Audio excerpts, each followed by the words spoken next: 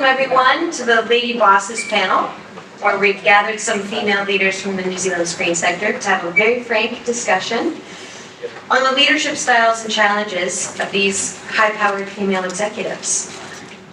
I'd like to go ahead and start with introductions, so we'll go ahead and start, Rocky, with you first. Oh wait, you're not ready? We can start at the other end. No, it's not. Rocky.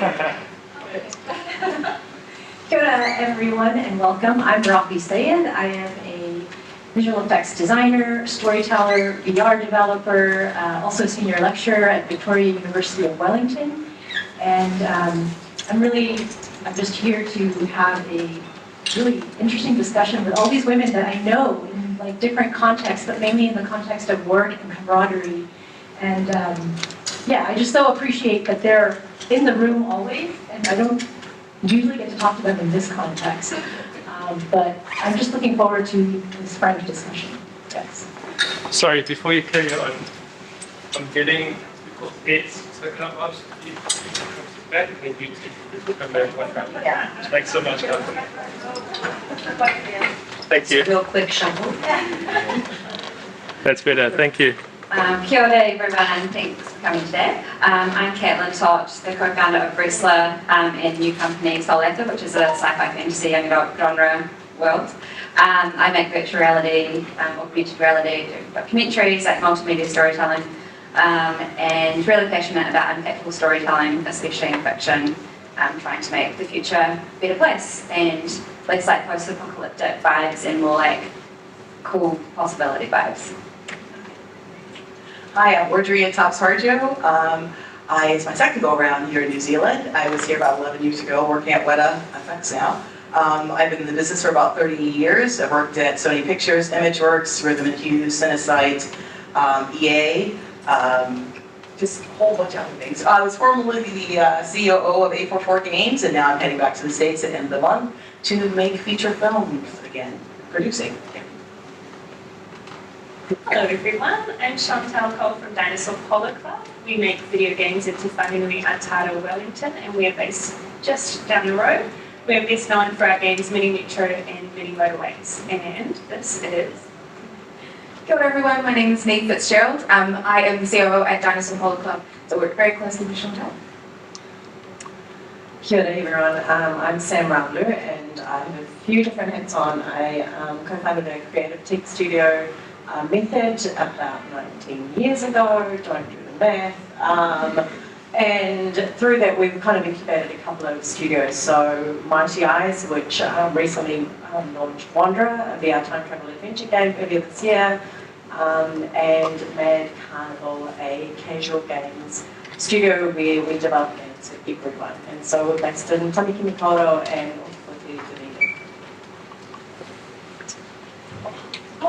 Excellent. I'd like to, I think that one of the best places that we can start this panel is probably about, around talking about the title of it. Languages like girl boss, CEO, lean in, can sometimes sidestep or even deflect feminisms. Rocky, do you think that this type of language is helpful or in highlighting some of the issues, or do you think it's more of a step back? I think it's had its time in that it's allowed us at a popular culture level to have the discussion, right? So it's pushed feminism into the mainstream and it's great, but I think we need to move forward now. And this language, like, it does deflect what's really at the heart of what we're doing here, which is we're talking about different styles of leadership, different ways to embody leadership. And I think that, feminism has been kind of an F word for a while now. And really, what feminism is about legislation and structure and enacting change that people are then held accountable to. That's what we're interested in. We're not interested in the politics of it, we're interested in the outcomes. So, yeah, I do think that it's really useful to talk about the language. And the other thing about lean in and, girl boss, bossy pants, all that stuff is it's very corporate, it's very white, it's very American, and I don't know how useful that is to the way that we work here. Yeah. So good. I guess everyone else goes. All right. I mean, I think to your point, Rocky, it's well documented that women face challenges in leadership that many men don't. Not just in the bias against us, but also in the expectations that people have of us. The way that we behave, the way that we lead, the way that we engage with others. Women often have to adopt a more masculine energy in order to be successful in the corporate world.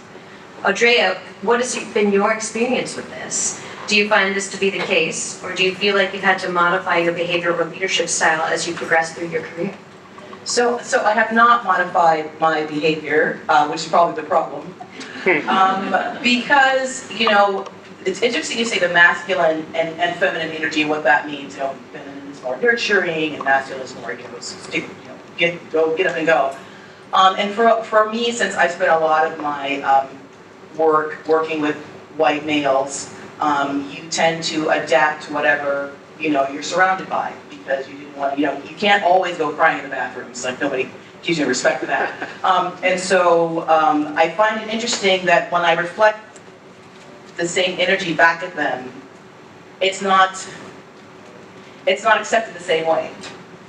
And it's almost a front to it, like, why aren't you taking care of me? Why aren't you my mom? Why aren't you my girlfriend? Why aren't you my wife? There's a whole expectation, and especially in the corporate world. And so having to kind of break that presentation or break that expectation and just get to the work, I find it interesting. But I look at it, it's not my problem. I'm just there to kind of bring, to do the work and to get it done. I mean, I'm pretty much, I said this when I was interviewed with John Landau before I worked on Avatar. He said, Audrey, what do you do? And I was like, well, did you see La Femme Nikita? He's like, well, yeah. I said, you know the guys who came in and cleaned up the dead bodies at the end? I was like, yeah. I said, yeah, that's me, I'm a cleaner. So that's what I mean, so that's what I bring to it. I'm there to fill and to solve a specific problem, which takes a lot of energy and willpower, and usually that's conferred to a male or energy, but I'm me, and I don't. It's yin and yang. I think we all have certain both in order to survive, and that's just the balance of it all. But yeah, that's what I'll say about that. Yes. Something really interesting that I read a long time back was Ted Hope's book on producing, and he talks about how in his early career he supported artists like Ang Lee making their first Western film, Nicole Hall Center, and what he noticed was that these people went onto the soundstage or whatever, and they embodied the directing role differently, and it was very anti-Hollywood. It wasn't loud, hierarchical, sort of like the way in which we have come to respect the traditional Hollywood director. And so he learned as a producer how to support different styles of leadership. And that's something that, from an education perspective, we're always interested in. And I actually started this year doing something kind of different, which is having my students do the Myers-Briggs test, conflict resolution, so that we can design their leadership style based on who they are, instead of who they think they should be. And really interested in hearing from other women on this panel about, what is that style? How does it, how do you adapt it? And be effective. Great, that's really the point. I just want to add to that as well. It's something that we've done, I think, very organically. I don't think I've ever thought about a particular type of, more feminine traits or masculine traits or whatever. It's just who I am and the way I lead. And then the Myers-Briggs thing is something really, really interesting. I was finding myself getting quite agitated, I guess is probably the best word, with certain personality types, and kind of going, why am I experiencing this conflict and what's happening? And then instead of kind of blaming someone else or looking at that person, kind of looking through, and the personality test really, really helped, because when I did my own and realised what my strengths and weaknesses were, and then having the team do it and understanding theirs better, not that one's right or wrong, not one personality is not better than the other, but understanding why we were maybe conflicting, and then adapting my style to that. So, I'm not sure that's something that necessarily females can do more than males, but something that you can start adopting in terms of leadership style is how you can be a better leader by, engaging with that and understanding that everyone's different and everyone's got their own kind of way of working and how you can best engage with that. Last thing to add to that. So At Dinosaur Polo Club, we practice what we call servant leadership. So we are there as leaders to facilitate the work of others and mentor them, remove blockers, basically support them on their journey. And so something that we have also done along those lines is understanding the different communication styles of people, because that's really what it comes down to. It doesn't matter about your gender, cultural background, often it's more about the way you communicate. And something I realized in learning more about that was my style of communication adapts to most personality types, but not all. And when I thought I was giving people the type of information they needed, it wasn't actually being provided to them in the way that they communicate. So actually, I think being a leader is actually about adapting to the personalities and communication styles of other people rather than enforcing your communication style on others. That's fantastic. I like what you said about kind of adapting and evolving. And I'd like to pass this question actually to Neve, because you've worked in a number of different industries in your career. And do you think that your leadership style has changed or evolved as you've moved through different groups? I mean, like, the short answer is like, absolutely. At the end there. But no, I think so, like a little bit about my history. I began sort of my career as a programmer. I completed a computer science degree. And then I ended up working in sort of corporate IT in government through like business analyst work and project management work, and then spun out into sort of contract client work before kind of coming into games. So I've had, I guess, the wonderful opportunity really of getting to work with a lot of different people in a lot of different roles. And I think one of the biggest things that I've learned like through my leadership journey so far is that it's a journey for everybody, and we're always learning, and there are always things that we're going to learn from different people. So I've learned almost as much about leadership from other leaders that I've worked with as I have from the teams that I've worked with. You know, and as Chantal said, at Dinosaur Polo Club, we've been looking at, you know, how do we communicate with each other? How do we adapt ourselves to, you know, these different types of people? And I think to stay the same, to assume your leadership style is a one fit and it will fit for every team and every situation, it's just not the case, you know. So yeah, I think my leadership style is always going to be evolving and adapting. You know, the more that I learn, the more that I grow. I just wanted to add to that as well, as I know that being in the creative industry, we didn't have a lot of mentorship or guidance. You know, we started our studio in our 20s, and you know, back in 2003. But at that time, we just wanted to create great content. That was the purpose for what we wanted to do, and so. At the time, you know, there wasn't a lot of work being done in creative tech, so the only way we could do that was to create our own studio. And so I think a lot of this learning has been really organic, you know, for me personally, and I think it's not until kind of later, when you spend more time in it, that you start to surround yourself with a great network of other leaders and amazing women that you can kind of then call upon. And I don't think we do that enough, you know, and you know, as a leader, often you do try and kind of manage more yourself, and I don't know whether that's something that's more that more females, you know, that more women do. But this idea that you have to sort of, you know, you have to try and solve everything. I mean, definitely for me, but I think that idea of being lonely at the top is very true, and how you can potentially create that network around you. To lean on others and to learn from them, you know, all of the learnings that have come before you. To add to that, I find in the games industry, which is where we're based, we have a really lovely supportive industry that really openly shares, and I think it is simply because we don't directly compete with each other. However, something I realized at the beginning of this year was that I talk to a lot of leaders in my industry, but because we have a lot of open conversations quite regularly, it can become an echo chamber of ideas. And in order to innovate in your space, you need to break that box a bit. So at the beginning of the year, I reached out to another woman in a CEO role at a different company in tech, and talked to her about her approach to leadership, and ended up joining a women's leadership group where there's lots of different women from different industries. And we catch up every fortnight, and we're able to learn a lot from each other. And I find that a really powerful tool, because even though sometimes we're working on IP that we need to keep secret, our processes, the way we communicate, the way we work can be shared, and it's the rising tide that lifts all. I think while we're talking about changing and learning from others. I feel like Audrey, you're getting ready to head back to the States. Is there anything that you've taken from your time here that you'll definitely incorporate when you get home? Patience. It's so great. I mean, that's why I really wanted to have so many different versions of leadership here because, I just love hearing so much about Chantel's work because it's almost like my utopia. Because I've not experienced any of that.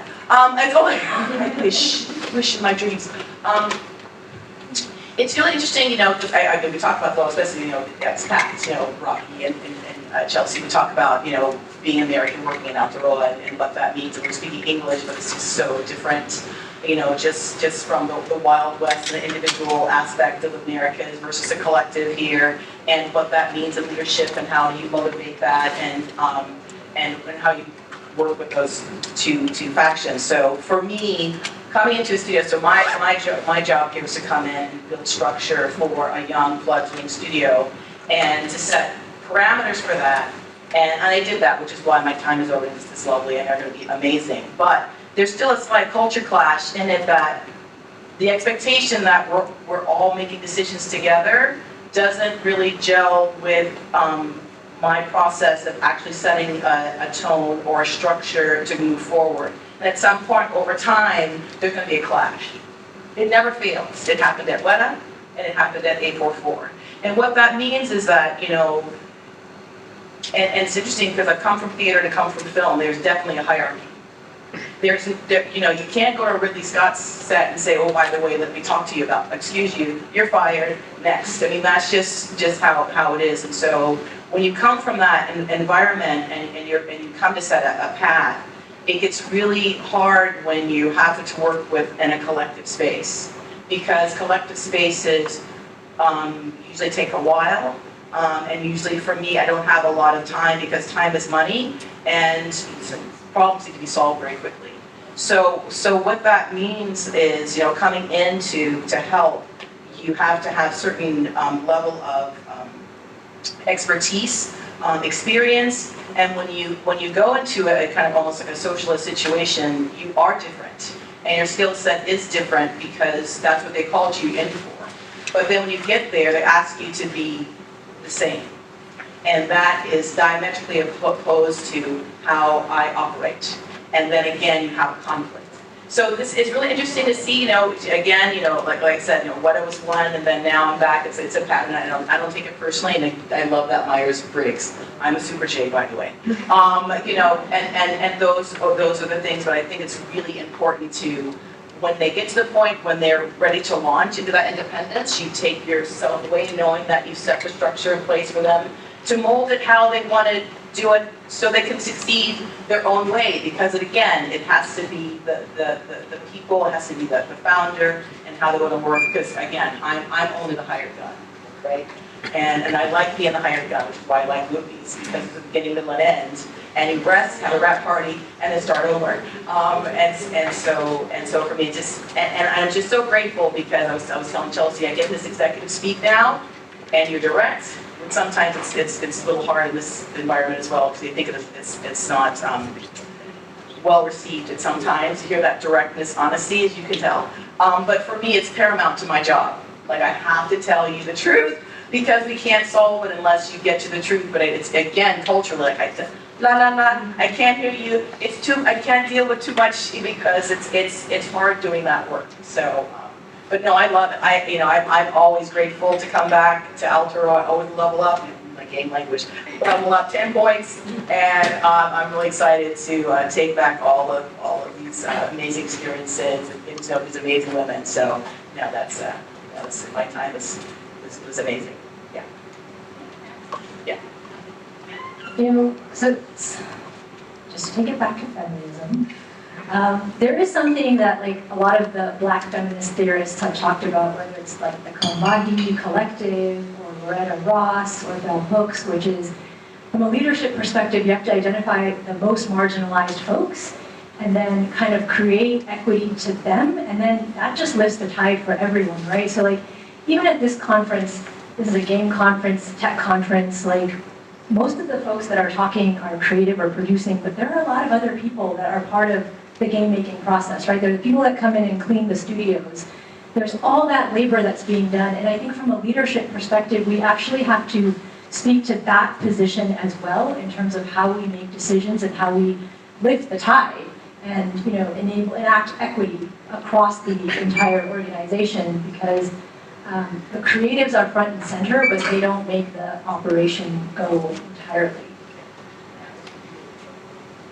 That actually is a perfect segue to my next question, which is for Chantel. Your studio is very well known for putting its people first, for building studio-wide empathy, and for making the well-being of your employees a priority in your business. We know it's not an easy thing to do, or everyone would do it. So why have you decided to do it, and why aren't culture-focused business practices more common? Well, I would say the first thing is happy people make really awesome things.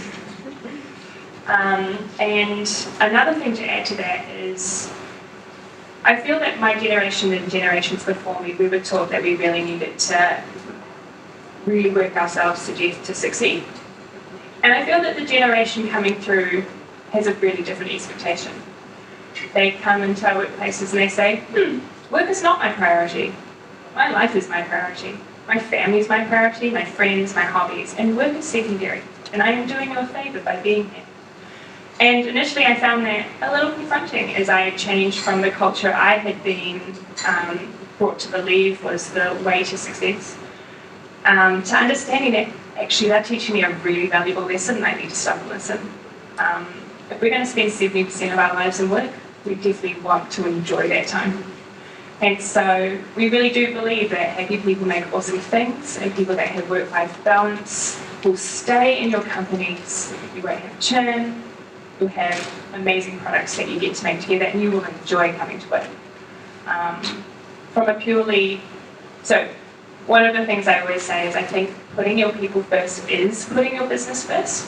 But if I'm talking to someone that I can tell is purely business focused, I love giving them this statistic. Deloitte recently did a study of lots of different business places, and they determined that businesses that were a lot more diverse were 80% more productive. And I think it's a really powerful statistic to use in conversation, because it shows us, and I've found this myself, that every workplace that I go to that is welcoming, that has more diversity, is a more communicative place, it's more empathetic, it's more creative and innovative. And that's something that we strive for, and we should all strive for, because even if you're looking at it purely from a business perspective, which we choose not to do, it all makes sense. I'd like to return to the second part of that question, because I think you're leading into it.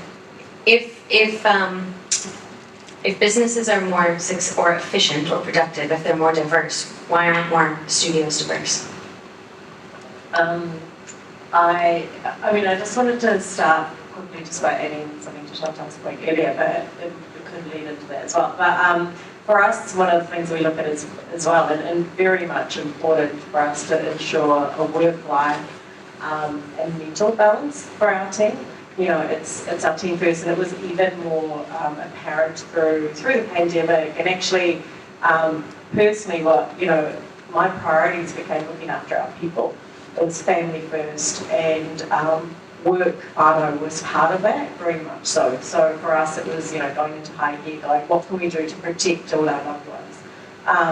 And then the other thing I just wanted to add is I read an article last year, and we had this idea of culture fit. We always talk about how you can find people to fit your culture. And what I read was that instead of saying culture fit, we talk about culture add.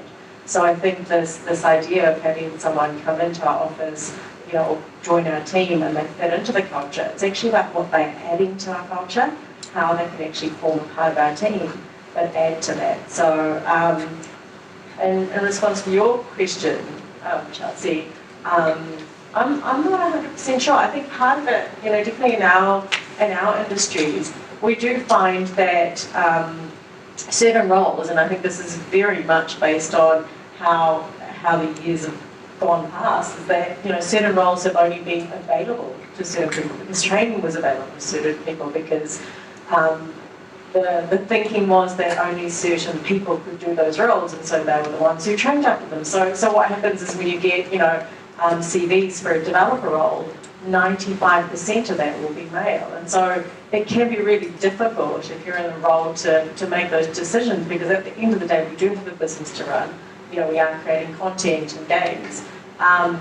You want to hire based on skill, but I think, I truly believe we actually need to tip the scales, on purpose. It's been tipped one way for a very long time. So what we need to do is tip them up, and allow for people to come into roles that allow them to grow into those spaces that we may not be perfectly skilled, right from the get-go. And how can we foster an environment that does that?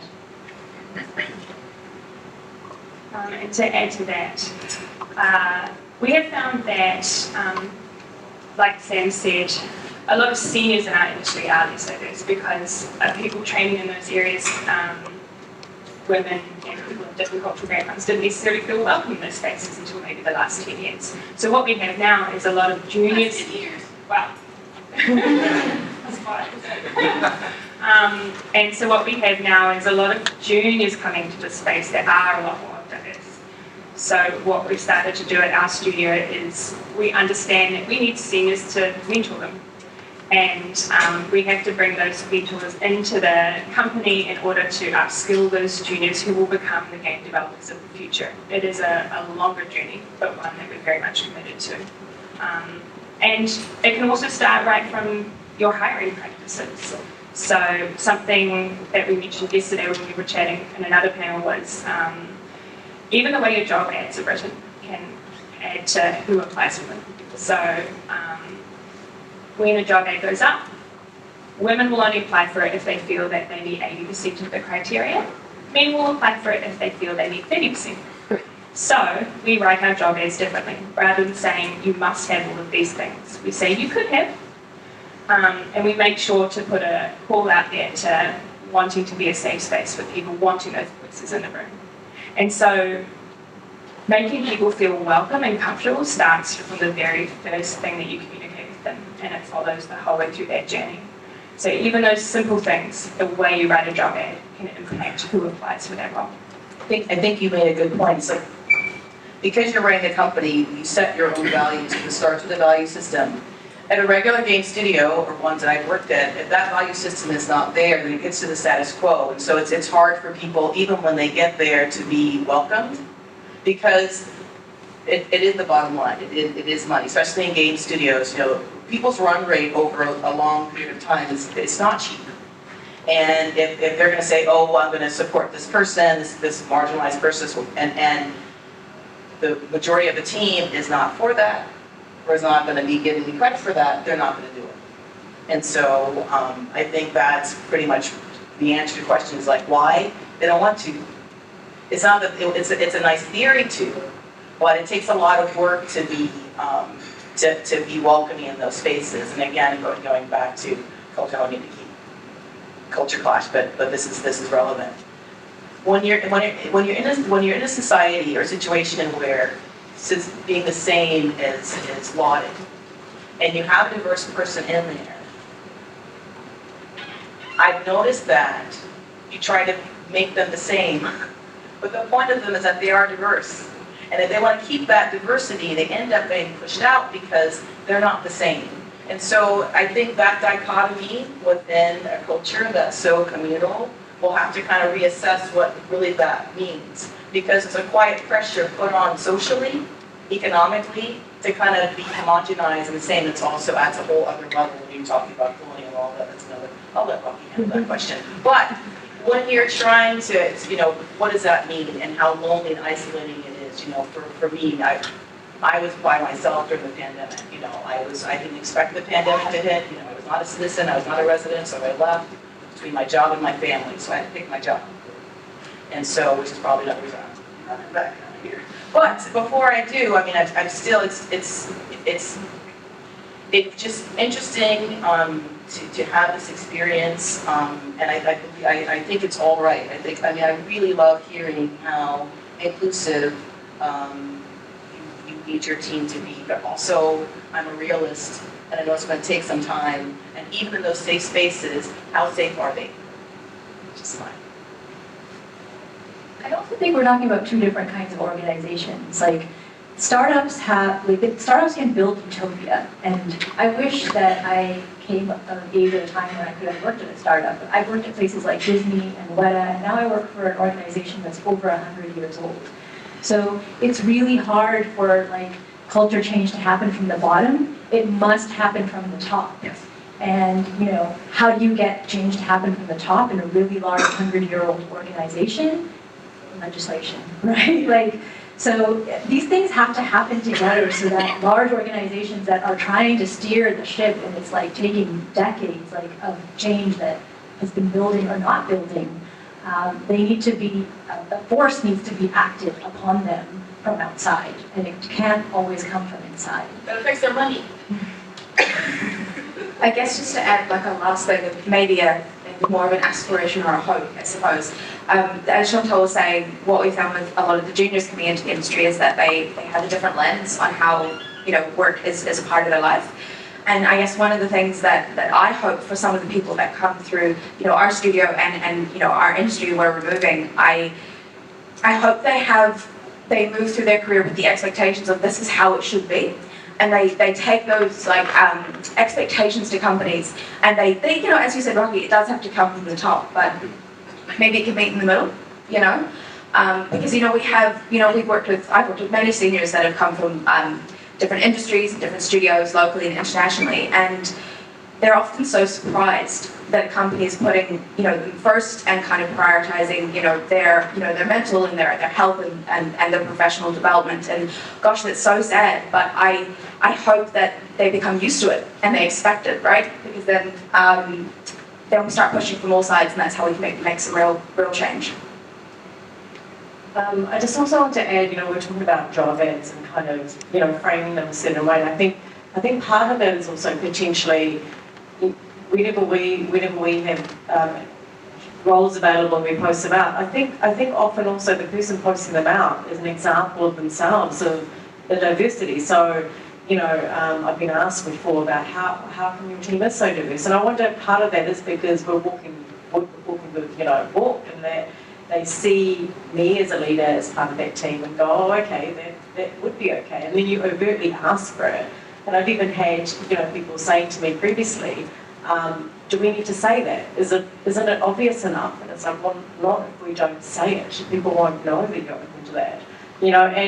And you don't have to do it. We don't do it in a very formal way. It's like, hey, where's everyone at? We want more diversity. We want more females. We want more Pacifica, Māori. Come and help us create this beautiful content. And then when they look at our team and they see that it's already there, they'll feel a lot more supported in that. When your team looks a little bit different, right from the get-go, how do you think you could come in? Are you going to be the token person coming in? So I think it's really all up to us to kind of make that effort and do that. And at the end of the day, it is difficult. Money is where it all stops, right? Because there's only so much you can do when you're a startup or a small studio. All of that goes really fast. So how can you start embedding that? And I think for that, some of that needs, skills development right through from primary school through. Otherwise, we're not going to be trained. We're going to have a problem in 5 to 10 years' time. Kids coming through the space. So how can we start having them understand that? How can we have people also understand and be able to share that it's okay? It's normal for there to be female developers. I love that you touched on skills and training, because I think that, all of you are operating businesses that have gone through some scaling activity, or you've been a part of a business that had to scale up quickly. This next question is for Kat. What do you think that businesses can do to foster and upskill the leadership skills of their new team members, especially those that might come from underrepresented groups? Can you repeat it again? Yeah, what do you think that businesses can do to foster and upskill the leadership skills of their new team members, especially those that might come from underrepresented groups? I think understanding their individual identity, of who they are as a person, is really important. So we'll often encourage people to think about what is their purpose in life, something about their career, anything like that, and then from that we can help them figure out like the role that they're doing. I guess hopefully it aligns with their purpose, otherwise maybe we'll help them in other ways. But yeah, it's like really aligning their like personal life values and goals, and then career goals as well, and then helping them to reach those. I guess some other things, we have like a wellness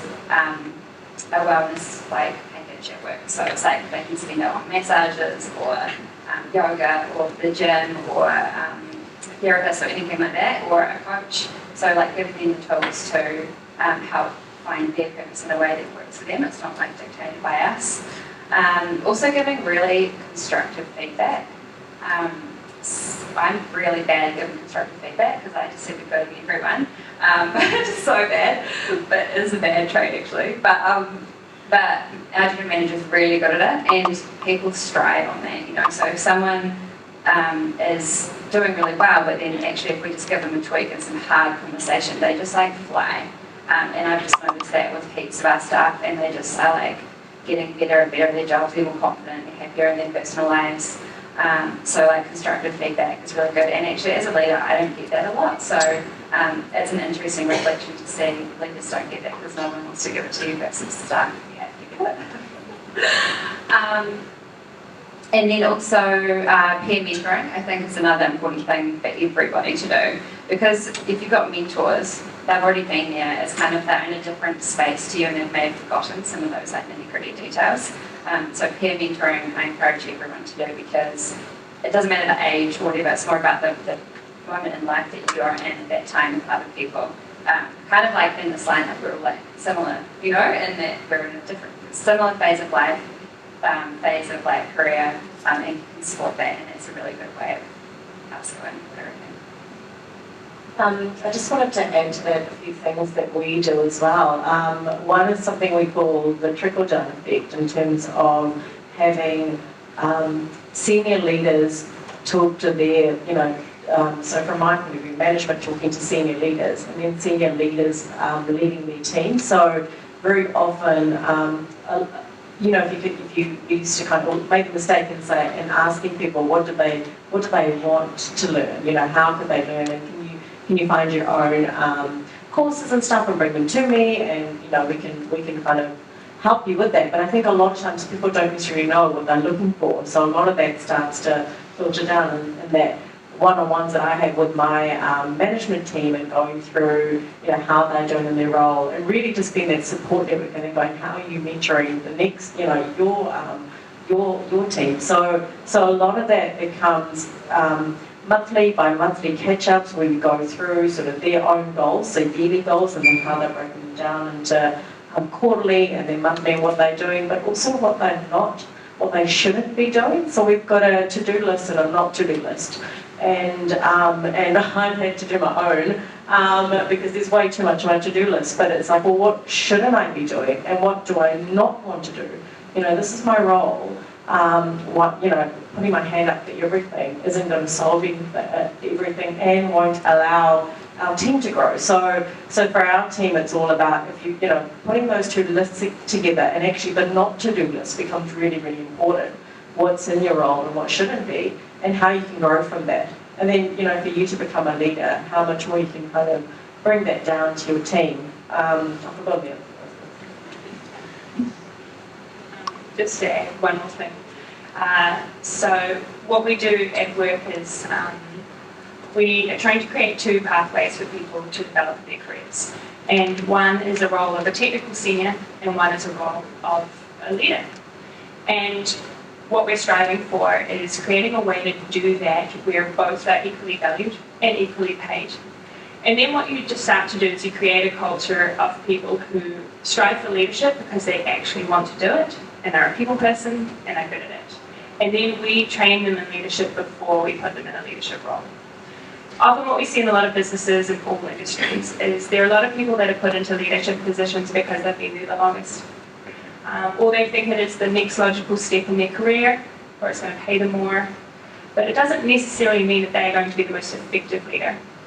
So that's something that we've been working on, and trying to make sure we find a balance between supporting the leaders in our team who are carrying a lot of the emotional weight of their team, but also providing a career pathway for those who want to be technical seekers, who don't need to put themselves in a box that doesn't actually comfortably fit them, but still really value them and their skill sets and who they are.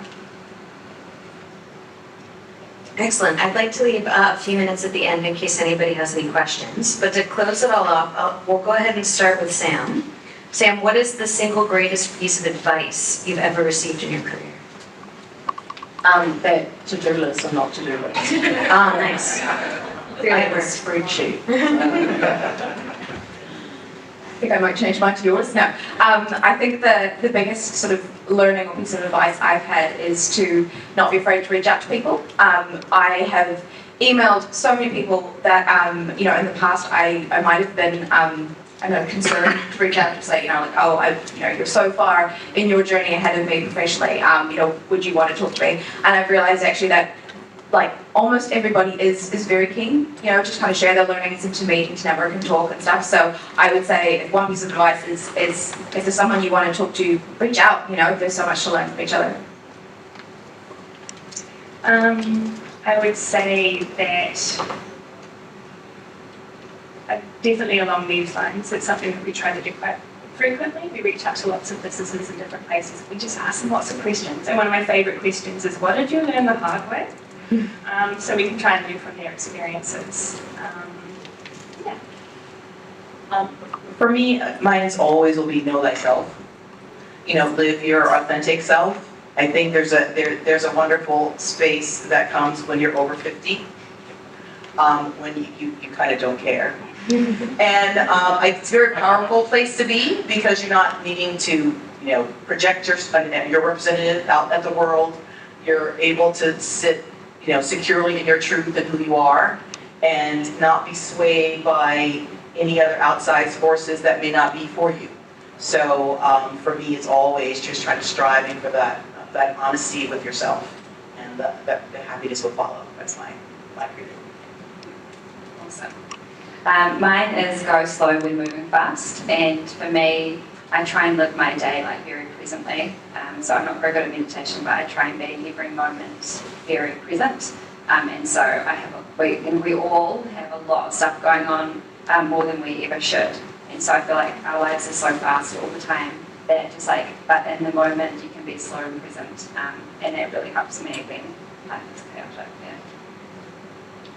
I think because I'm a tech artist and I've spent so much of my life worrying about having the right skills, like do I know enough things? The advice that most resonated with me was to stop asking myself, what do I want to do, and instead, who do I want to be? And that's something I really try to ask my students to answer right away when they come into our program is like, you know, we're here to learn about tech art and there's different paths you can take, but what do you have to say? Who do you want to be? And then that other stuff will just come on with that as we go along.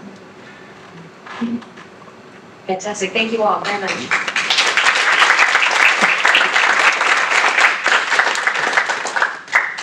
All right, we'll happy to take questions. Do you have any questions? Well, here's another your personal company next. Okay, please excuse my stumbling of words if I screw it up. How do you advocate or help someone who you believe was put in a position for token reasons and are not being supported to actually fulfill that role? That is a great question. I think most people in that position I've been in that position, not necessarily tokenism. I just found myself in situations where I'm the onlyest one. I think leaning into that person and knowing that you're there to help them, just lean in ears, you know, not necessarily culturally or corporate wise, and you not be in that position, but just know that they have another person in that building that they could talk to and trust is huge. Because the first thing that happens is that you're just cut off and isolated. And I don't think people do it on purpose. I really don't. It's just kind of a blindness. Like they have no idea what it means to walk in their shoes, so they don't think about it.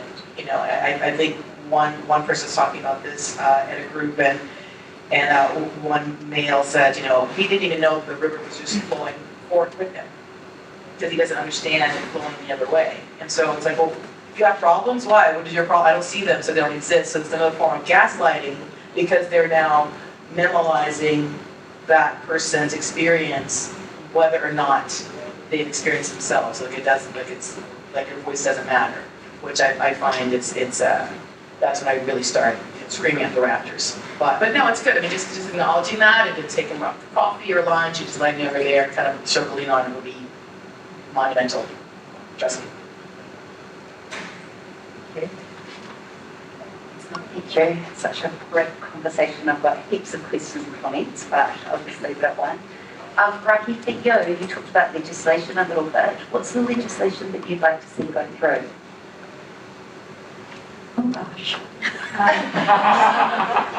Well, you know, from a studio perspective, we have a lot of tax incentives that we offer to large, big budget productions in this country.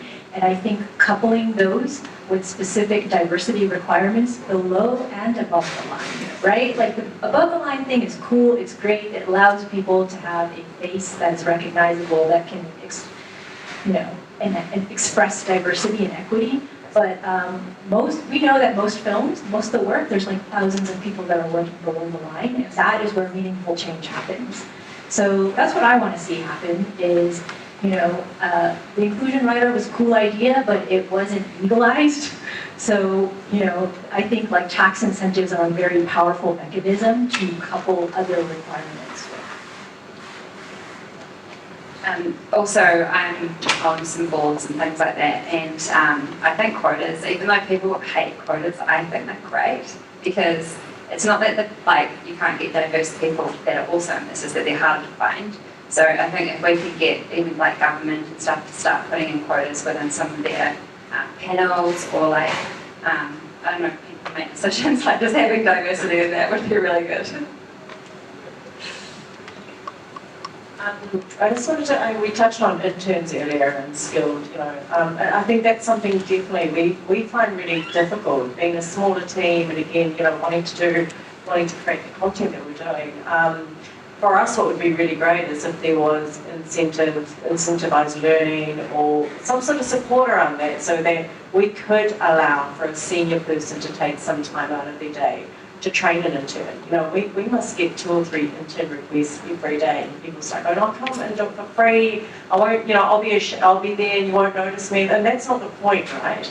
You want to try and get some, and so the ability to be able to do that, there's some really great groups out there of diverse women, Māori Pacifica, that I'd love to have on board, but the thought of kind of someone else having to take some time out to train an intern just isn't always feasible. So I think something around that space would be great as well. Got any other questions? I do want to say, there might be some people in this room that were at the education who, but most of you weren't. And I do think that I ask industry, that internship thing came up, and it is difficult for industry to find the time to train interns. And then from an education perspective, interns don't always have the same outcomes or experiences, so it's really hard for me to say I'm going to send 10 students out and 5 of them will have great experiences and 5 may not. But I think the mentoring is super important, and I do want to call upon the industry, particularly studios that have resources that have mid-career and late career super advanced artists, to give them the time to step away from their desk, to go to the institutions and provide the mentoring, which then has an amazing effect on the ecosystem for the feedback loop. I would really like to see more of that happen. Any other questions?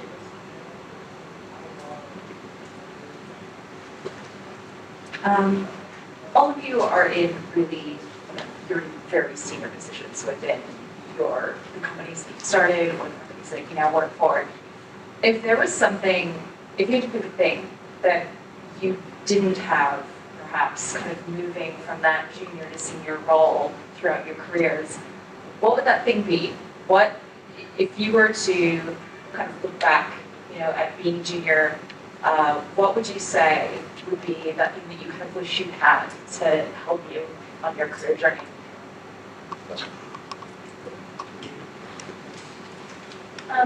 Simply for me, I think a mentor, I would have loved a mentor. I think something that so at work we've designed this stages of professional development documentation, and it talks about what it means to be a junior, what it means to be an intermediate and a senior.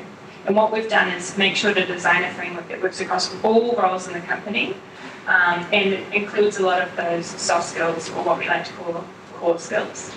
And something that we ask of our seniors is that they demonstrate the ability to ask for help and the ability to really comfortably say that they've made a mistake and what they've learned from it. And I think as a junior in any industry, you really just want to prove yourself. You want to prove that you're awesome and that you are worth that company's time. And so you just butt your head against problems for like a full week before you'll finally be like, okay, yeah, I need some help with this. And so I think I would have really loved to have learned that back then, had a mentor who actually demonstrated that humility, was able to show that it's okay to ask for help and it is okay to admit when you've done something wrong, rather than kind of force through, brute force everything. So for me, being a junior in the late 1900s, it was really like, punching above your weight, like really.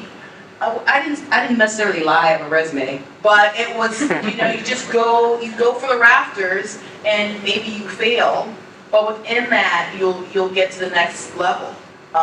Especially being in Los Angeles at the time, there was no mentorship. There were 1,000 people wanting that job, and if you crashed and burned, they will kick you to the side and hire the next person behind you. So I mean, it's not the best way to learn, but it is definitely the survival of the fittest. And so you get really good really fast. And I don't really think I remember being a junior. I think I went to film school and you just kind of did your thing and then you got hired and hope you kept that job before you got fired for messing up too much. But yeah, I think it's not leap of faith within yourself, but just kind of going for it. I think you're absolutely right. If you find that mentor and now you know what you're looking for, I didn't know you were going to ask the question to ask for a mentor. It was like every man for himself. It was Lord of the Flies, you guys, I'm telling you. Get out there. It's rough.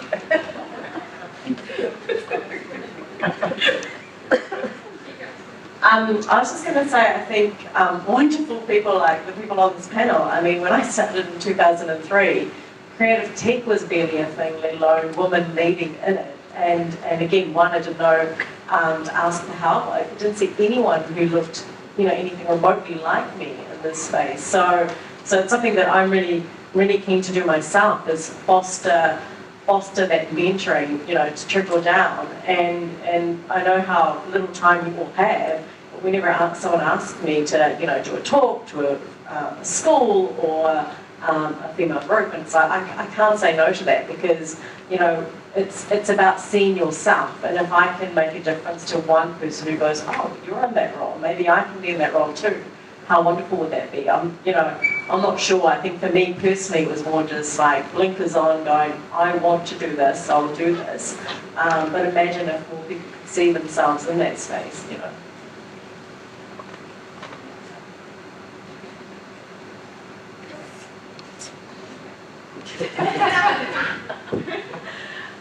I want to mention Jess Mannins because she was going to be on this panel and she's not. But the mentoring thing comes up over and over again, and I've kind of given up on it. I've just accepted that I have my peer mentors, and that's how we get stuff done. And in 2016, when everyone started talking about VR again in Wellington, it was me, Kat, and Jess, and then you guys started companies, and all the people that were running virtual reality studios in Wellington were women, and Sam, right? And part of me thought that was because no one had figured out how to monetize it, so they're like, let the women just do that thing. No one's making it, right? But what has happened is that VR is basically powered by women's leadership in this town and maybe even this country. So I think we're in a unique position and it's really cool. And I just rely on the peer mentorship because that's what we got. One thing I wish that I had known when I was younger is that not knowing what my passion was okay. Because I literally, even now, like I don't really know what I'm passionate about. And, you know, I learned to fly a plane, I learned marketing, I worked at the airport, I worked at like a stock exchange company, like I worked at a plastic surgery company, like honestly I did everything. And it's so cool because I've like got a crazy journey, but I was so anxious the whole time because I wasn't passionate, I didn't have my one targeted goal in life, which everyone just like told me that I had to have. So, but now it's brought me here, so that's cool.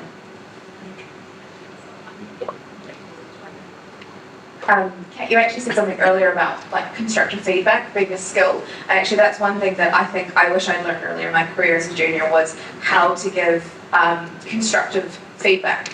And I think, you know, as leaders often people aren't necessarily comfortable offering that feedback. So really creating an environment where there's a lot of trust and people feel that they can come to you for feedback is really important. And I think actually developing that skill earlier about how to not only give but receive feedback would set a junior up for such a strong trajectory, I think. I think that's the perfect place to end it. Thank you very much, Lynn.